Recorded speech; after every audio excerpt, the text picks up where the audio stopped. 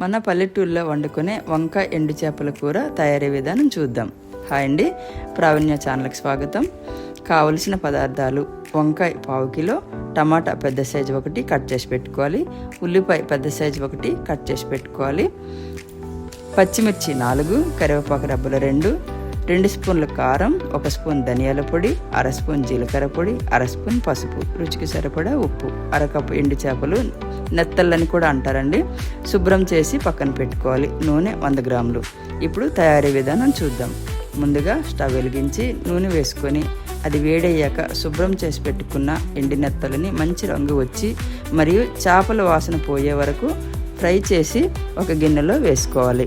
అది పక్కన పెట్టుకున్న తర్వాత ఇప్పుడు అదే నూనెలో ఉల్లిపాయ ముక్కలు, అల్లం వెల్లుల్లి పేస్ట్, ఉప్పు, పసుపు, పచ్చిమిర్చి, కరివేపాకు అంతా వేసి బాగా వేయించుకొని ఇప్పుడు కట్ చేసి పెట్టుకున్న వంకాయలను కూడా వేసి మరోసారి బాగా కలుపుకొని మూత పెట్టుకోవాలి. తర్వాత వంకాయ ముక్కల్లో ఉన్న నీరు పోయే వరకు చూసి అది తర్వాత మూత తీసి టమాటా ముక్కలు కూడా వేసి మరోసారి కలుపుకొని కారం, ధనియాల పొడి, జీలకర్ర పొడి, ముందు మనం ఫ్రై చేసి పెట్టుకున్న ఎండు చేపలు వేసి కలుపుకొని ఒక 1/2 కప్పు నీళ్ళు కూడా వేసి మరోసారి కలుపుకొని 5 నిమిషాల తర్వాత ఉడికింది చూసుకొని స్టవ్ ఆఫ్ చేసుకోవాలి.